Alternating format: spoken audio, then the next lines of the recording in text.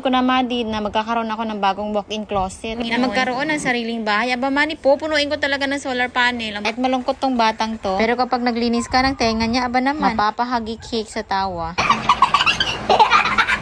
Pahusgahan na natin tong kwarto, Madi, tara. At dahil laga ako, paggatas-gatas pa ang Madi mo ngayon. Yung gatas, hinahalo na lang sa kape. Kasi kung sa unang tingin, nakala may pabango ng bench. Abay, ang social ng packaging, Madi. Ang ganda. Abay, napakaganda rin ang presyo, Madi. Halagang 670. At ang laki niya ay 50 ml. Bale, ito nga pala ang nireseta ng doktor sa Elijah ko. Nasal spray lang to, Madi. Para malinis ang mga kung ano man ang nasa loob ng ilong ni Elijah. Dahil unang beses pa na masubukan niya ito, ay napaka-smooth, Madi. Walang problema ang paglalagay. Bali, nag-try pala ako nito. Literal na tubig lang talaga siya. Nagugulat ka lang sa unang buga niyan dahil ang pressure ng tubig. Abay, napakalakas, Madi. At medyo may pagkalamig din yung tubig. Solution bag ganyan. Aliw ako sa mukha una ni Elijah dahil na-amis na amis.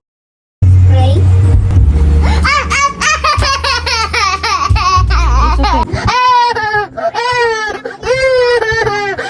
Mag-alala, Madi, abay nagulat lang ang baby ko. At dahil nakasubog na ang Madi mo nito sa Kuya Gray ko pala, kung hindi siya masakit, kundi impact lang yun ng tubig na malamig, na biglang buga sa mismong loob ng ilong mo. At dahil gusto niya nang maligo, akala niya makakatakas siya. Hindi pwede, anak, na isang butas lang ng ilong ang lalagyan natin. Pwede 2 linggo natin gagawin to, anak, masasanay ka din. Isang maigpit na yakap na lang galing kay nanay, be. Ayan, wala na, okay na. Okay lang yan, anak, para sa iyo din naman yun. Bali, sa 2 araw ay 2 beses lang silang uminom ng gamot. Ilagay ko na lang sa isang lagayan. Pagkatapos ng isang amo, ay ang isa naman. Itong isang to ay walang problema pa inumin. At nang sila matapos makainom, mga nakaabang na trabaho sa Madi mo. Napakasaglit lang yan, Madi. Kapag ang Madi mo ay nakapagkape na. Ay, Madi, walang perpektong bahay. Huwag kang choosy dyan. Lalo na pag may mga anak kang aligaga. Ay, naku. Ngayon, nakaayos after 2 seconds. Abay, parang binagyo na. Abay, nagkaroon ng idea ang Madi mo. Alam mo kung bakit? Naamoy ko na, Madi, na magkakaroon ako ng bagong walk-in closet. Literal na magbibihis ka, pupunta ka lang dito sa sampayan namin dahil hindi pa siya matutupi talaga, Madi. Okay na rin, Madi. At least malinis na. Abay, Madi, pagkatapos ng fiesta, parang ang tagal kong hindi naasikaso ang aking tindahan. Kailangan na ata makapag-refill ng Madi mo. Pero ang i-refill ay nasa karton na, ilalagay na lang. Abay, parang nadaanan ng bagyo eh. Ay, naalala ko, malakas pala ang hangin noong nakaraang araw. Nagsitumbahan ng aking mga biscuit. Abay, hanggang ngayon, hindi pa naitatayo. Gustong gusto ng mga amo ko kapag dito sila sa labas maliligo. Ay, nakakaligo na, abay, nakakapaglaro pa. Abay, kahit mga 3 beses pa sila maligo sa isang araw, basta dito lang sa labas, abay, walang problema para sa kanila. Pero walang problema dahil nakasolar naman ang kuya ko. Abay, Madi, kung sakasakaling bibigyan ako ng pagkakataon ng Panginoon na magkaroon ng sariling bahay, aba, Madi, pupunuin ko talaga ng solar panel ang aking bubong. Abay, napakalaking tipid, Madi, kapag ikaw ay naka-solar panel. Ang hindi pa nakapag-install ng solar ang kuya ko, ang bill nila sa tubig ay pumapalo ng 2,000 to 3,000 ang buwan. Pero ngayon, Madi, minimum na lang binabayaran. At kung sa kuryente naman, Madi, ref, isang aircon,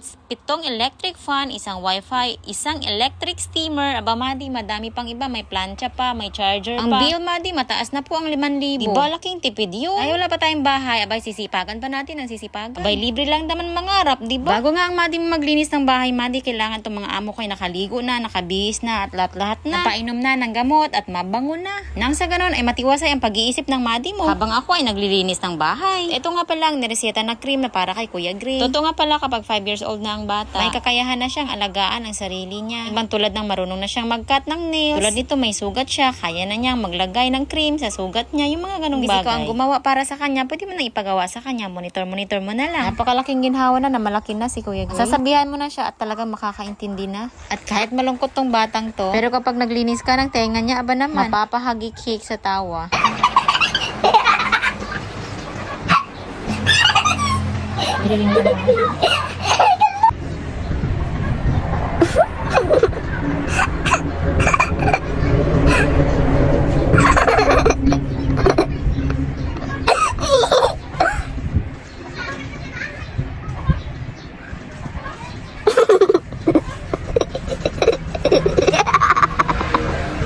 Ang isa kong amo hindi makukuha sa tawag-tawag lang. Kailangan natin ng personal appearance, Madi. Dahil ang gustong-gustong kalaro niya, itong kapitbahay namin na babae. Pagkalipas ng ilang minuto ay mag-aaway na. Abay, talagang nagkikipaglaro pa. Abay, anak, ang bigat-bigat mo kaya.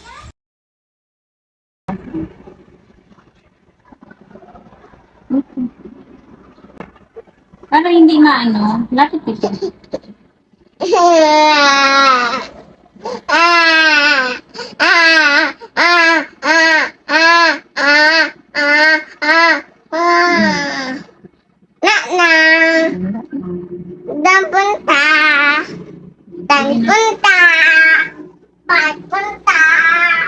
Abay, husgahan na natin tong kwarto, Madi, tara. At dahil nakakapi na ang Madi mo, abay, ganado ng gumalaw ang buong katawan. Sa mga kagaya kong full-time nanay, hindi talaga pwedeng tamarin. Kung dati nung dalaga ako, pag gatas-gatas pa ang Madi mo ngayon, yung gatas, hinahalo na lang sa kape. Kasi kung gatas, mapapasarap ang tulog mo, samantala kung kape, mapapasarap ang trabaho. Napakalaking diferensya, Madi. May choice ka naman na hindi tatrabahuin. Napatulog-tulog lang, pahiga-higa lang. Itong kwarto namin, Madi, napakaliit lang. Kung tuos-tuusin, pang isang kwarto lang to. Sobrang hilig ko sa kulay puti, Madi, na damit. Hindi ko maiwasan, pati sa bedsheet, nahuhumaling ako. At dahil mapupugi talaga tong mga anak ko, every other day, nagpapalit ang Madi mo na bedsheet. At buti na lang talaga, may pa-sale ang mall. Makakabili ka ng 100 per piece. May kasama ng 2 pirasong punda. Aba naman.